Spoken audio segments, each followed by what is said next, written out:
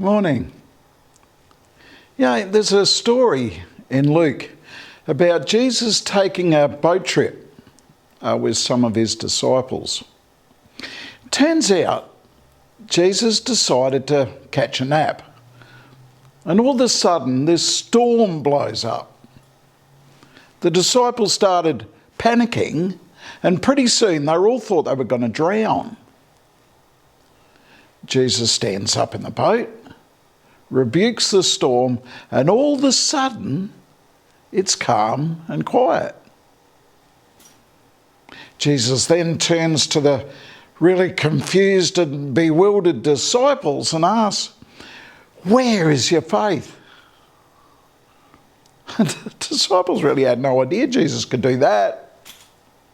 It says in Luke chapter 8 verse 25, in fear and amazement they asked one another, "Who is this? He commands even the winds and the water, and they obey him."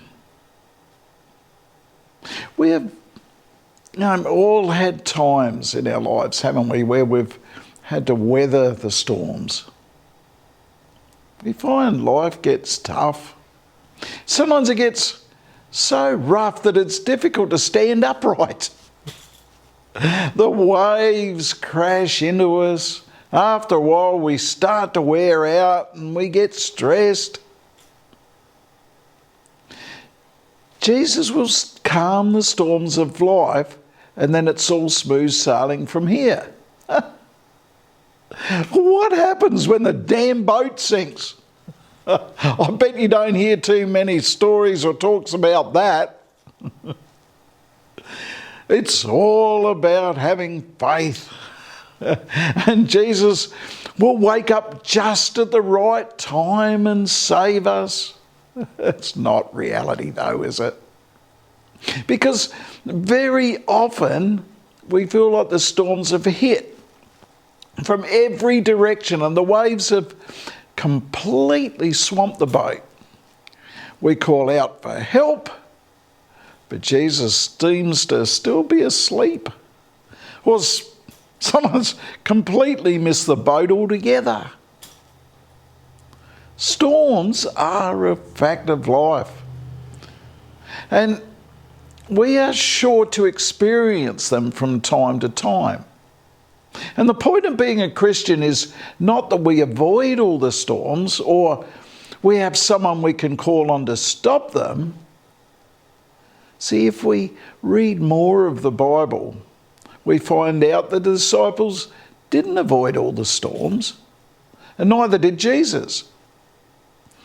It's the point of life, it's not the point of life to avoid the storms. But it is the point to navigate and steer our way through them. Like I said before, what happens if the damn boat sinks? Sometimes the storms just can feel far too big and strong for us to cope with.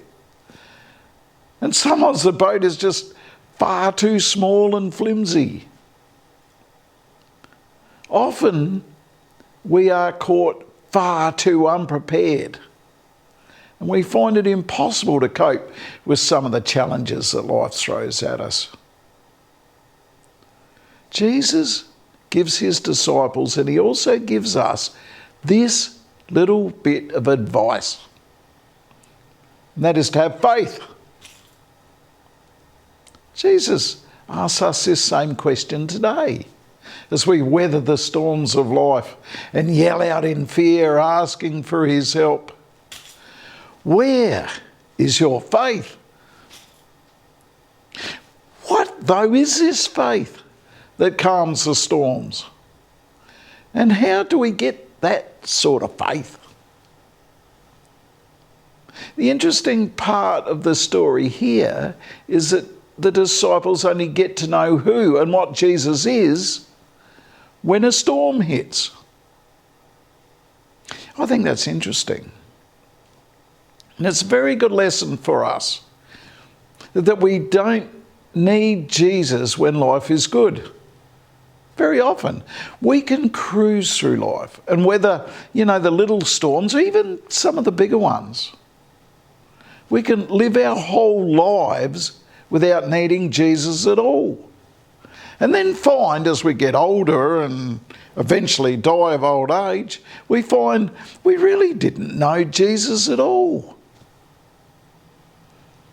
We didn't get to feel his power or even to experience the salvation that Jesus has for us when our boat sinks. Jesus may have stilled the storm that day on the lake with his disciples, but he doesn't promise to still every storm we come across. The storms are for us and to get to know Jesus better.